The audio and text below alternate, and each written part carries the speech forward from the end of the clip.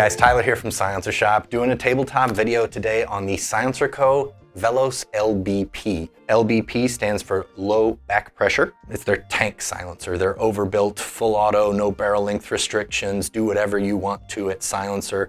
You can't mess it up, but in a dedicated 5.56 platform, and also with that appreciation for reducing the gas pressure back into an AR-15 system. To run through the silencer, you'll immediately notice that there's this weird section in the middle that doesn't look like anything SilencerCo's ever done before, because it is. 17.4 stainless steel front and rear in the traditional subtractive manufacturing on a CNC machine, but then a 3D printed Inconel 625 baffle stack / core in the middle. Inside the box with the silencer comes a 1/2x28 ASR flash hider, 2 of the SilencerCo wrenches to get the mount off of the back or the front cap off, and then all your paperwork and goodness underneath the packaging. The first thing people ask me is, why are the prongs on the flash hider all different lengths? And once it's mounted up onto a barrel and somewhat rigid, the different lengths are to reduce the amount of tuning fork effect that you get from this. Again, when it's just loose like this, it still makes a tuning fork, but basically different weights, different lengths of the prongs reduce the amount of reverberation that happens inside there. As for the ASR mount, similar to many other mounts out there on the market, there's a taper, some coarse threads, but the ASR mount also has some knurls on the back of it that correspond to some teeth inside here for an active lock ring as well. So you'll take the ASR mount and the silencer, put them together righty-tighty, tightens up on the barrel, and then this lock ring on the back, which SilencerCo lovingly engraved, locked, and unlocked on there for you, goes on, bottoms out. That taper corresponds with the taper inside the silencer, and you flip it over to locked, which engages those teeth on the back of the muzzle device, keeping anything crazy from happening or backing out during firing. The Velos runs the SilencerCo Charlie mounting system. The Bravo mounting system has arguably become a little bit more popular with a whole bunch of other manufacturers kind of adopting it. You've probably heard of the hub mount or the 1 3/8 by 24 universal silencer mount system on the back. That's for like a SilencerCo Omega or anything that runs the Bravo mount. The Charlie mount is, the engineers are going to be nodding along with me, the rest of you probably don't care. The Charlie mount is mechanically a better mounting system. It's not to say that the Bravo is a bad mounting system, it's just the Charlie's a little bit overbuilt.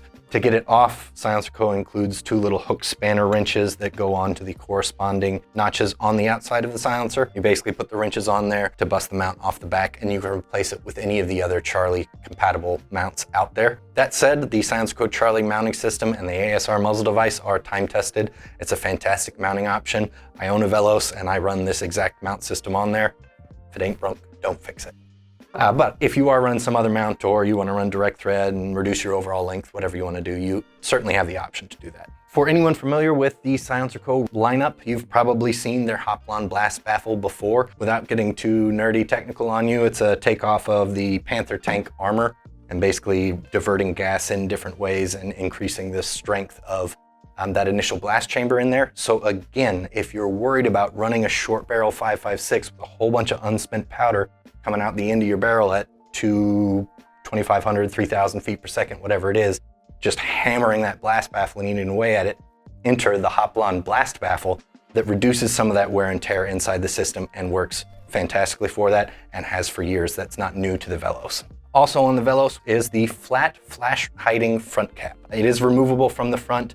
It is compatible with some of the other SilencerCo front caps, but if you're asking me what front cap to run on the Velos, this is absolutely fantastic. There are no real drawbacks to it. You're not adding any additional length. All of that action is happening inside the silencer. As with all the SilencerCo products, it's covered under their lifetime warranty. Would you ever really need it though? The thing is built like an absolute brick. I doubt it, but it's there if you do. I will say it's nice to have a low blowback, reduced blowback entrance from the SilencerCo lineup.